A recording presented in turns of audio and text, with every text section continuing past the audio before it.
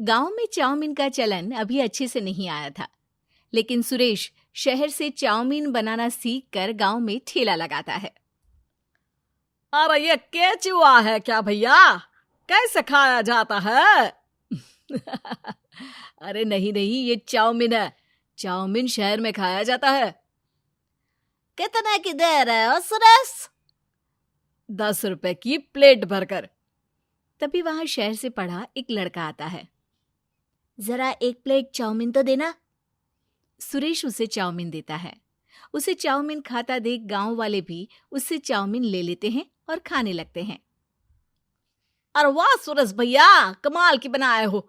2 plate मेरे बच्चों के लिए भी पैक कर दो। बस फिर क्या था, सुरेश का ठेला लगता है और चाउमीन खरीदने वालों की लाइन लग जाती है। तभी वहां से गांव का साहूकार होकर गुजरता है। और ये क्या भीड़ लगी है? लगता है झगड़ा हो गया है गांव में। चलूं मैं अभी तो मजे ले लूं। अरे कहाँ है, इतनी भीड़ लगी है यहाँ? लड़ाई हो गई है क्या? अरे साहूकार साहब, ना ना ना, कोई लड़ाई ना हुई है। ये तो सुरेश की दुकान है चाउमीन की। हम लोग चाउमीन खाने आए हैं, आप भी खाइए ना। साहूकार चाउमीन खाता है और सुरेश की तरफ देखता है, जो सारे दिन के पैसे गिन रहा होता है। अरे सुरेश, क्या लागत है इस काम की? अरे साहूकार जी, आप अब आए हैं तो ये पूरे 10,000 रुपए ले जाइए, जो पिछले साल शहर जाने से पहले आपसे लिए थे ना। लागत तो क्या कहे, जो आपने दिया था उसी में सीखा भी है और दुकान भी खोल ली। अरे पैसे इतने जल्दी क्या जरूरत थी? कैसे जरूरत नहीं थी साहूकार जी, इतना मोटा ब्याज कहाँ से भरते। साहूकार को अब सुरेश की दुकान को हड़पने की लालच आ जाती है। नाना करते ये सारे दिन में 500 रुपए कमा ही लेता है।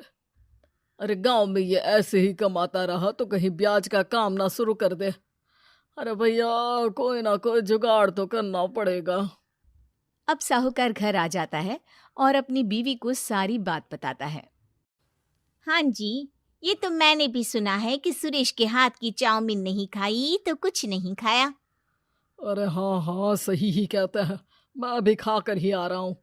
अरे भाग्यवान है, कितना अच्छा हो ना अगर वो पैसा हम लोगों को मिल जाए। क्यों? हैं? हाँ, वो तो है, लेकिन कैसे? हम लोगों को तो चाउमीन बनाना आता ही नहीं है। साहूकार और उसकी बीवी अब रोज चुपके से सुरेश के घर जाते हैं और खिड़की से उसे चाउमीन बनाते देखते। अब क्या था, दोनों को चाउमीन बनाना आ जाता है। फिर एक रोज, और सुरेंद्र, तुझे साहूकारनी ने बुलाया था। बोल रही थी कि बेटे के जन्मदिन में 10 किलो चाउमीन का ऑर्डर देना है। बना दोगे ना? अरे हाँ हाँ साहूकार जी, मैं जरूर बना दूंगा। कब देना है घर में 10 किलो चाउमीन?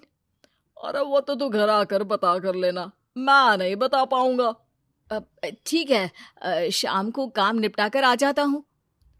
सुरेश साहूकार के घर जाता है, लेकिन वहां मियाँ बीवी मिलकर उसे बंधक बना लेते हैं। अरे मुझे क्यों बांध रखा है? मुझे छोड़ दो। आज से तेरा ठेला मैं लगाऊंगा और बहुत सारे पैसे कमाऊंगा। साहूकार एक आदमी को सुरेश की निगरानी में लगा देता है और वहां से चला जाता है। अगले दिन, अरे साहूकार जी, आप कब से चाउमीन बेचने लगे और अपना ये सुरेश कहाँ गया? और वो तो शहर गया है।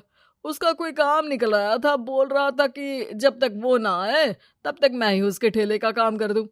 पैसे भी तो बहुत उधार ले रखे थे उसने। लगता है कर्जा भरने के डर से भाग गया है।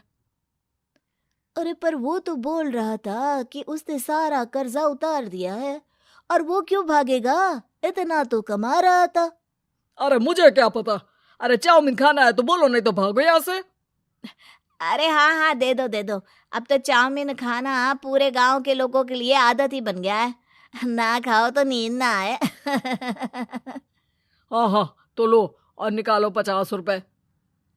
50 रुपए क्यों? सुरेंद्र तो 10 रुपए में देता था।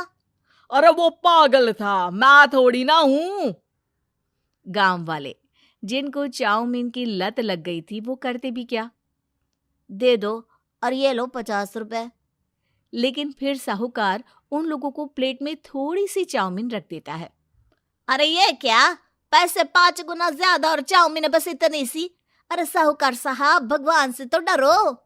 बस फिर क्या था, साहूकार की मन मर्जी चलने लग जाती है और गांव वाले करते भी क्या। एक रोज मुझे तो लगता है कि सुरेश को साहूकार ने मार डाला होगा, क्योंकि उसका काम इतना अच्छा चल रहा था, फिर वो क्यों जाता, और वो भी साहूकार के हवाले दुकान करके। ना बाबा ना। अगले रोज भाग्यवान, देखो तो जरा, इस सुरेश भी ना कितना पागल था। जिस काम से वो ज्यादा पैसे बना सकता था, उससे इतने कम पैसे छाप रहा था। 50 रुपए प्लेट में भी गांव वाले खूब खा रहे हैं चाउमीन। हाँ जी, और जितने में वो लोगों को 10 प्लेट खिलाता था भर भर कर हम लोग उतने में 20 प्लेट बना रहे हैं। क्यों जी? वहीं सुरेश रोज भगवान से मांगता कि बस एक बार वो किसी तरह वहां से निकलने में कामयाब हो जाए, लेकिन उसकी हर कोशिश नाकामयाब होती। फिर एक दिन, अरे भाग्यवान, ऐसा कुछ करो कि चाउमीन बनाने का खर्चा आधा हो जाए, जिससे हम लोगों को और मुनाफा हो।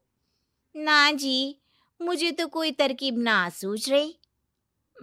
अरे सुनो, एक काम करते हैं, चाउमीन बनाने में जो सब्जी लगती है वो मंडी में लेने तुम देर रात चली जाना। तब तक वो सारी सड़ी गली सब्जी जो दुकानदार वहीं फेंक जाते हैं, वो उठा कर ले आना फ्री में। अरे वाह जी वाह, आप तो बहुत समझदार हैं जी। बीवी वैसा ही करती है, लेकिन अब लोग चाउमीन खाते तो मुंह बनाकर। फिर एक बार, अरे राम राम राम, ये पेट में दर्द काहे हो रहा है? आई, आई, आई, आई, आई। हाय रे हाय, मेरा भी पेट दर्द के मारे फटा जा रहा है। सभी को शक हो जाता है कि उन लोगों को चाउमीन खाने से ही ये बीमारी हो गई है। वहीं दूसरी तरफ जो आदमी सुरेश की निगरानी कर रहा था, वो सो रहा होता है और मौका देखकर सुरेश वहां से भाग जाता है। सुरेश गांव वालों के पास जाकर उन्हें सब कुछ बता देता है। बस अब क्या था, साहूकार के घर पुलिस पहुंच जाती है। चलो, तुमने गांव के लोगों को खराब सब्जी वाली चाउमीन खिलाकर बीमार किया और सुरेश को बंधक बनाया। तुम्हें इसीलिए हम गिरफ्तार कर रहे हैं। साहूकार को पुलिस ले जाती है और फिर अगले दिन से सुरेश का ठेला गांव के बाजार में लग जाता है, जहां अब पहले से ज्यादा भीड़ होती है।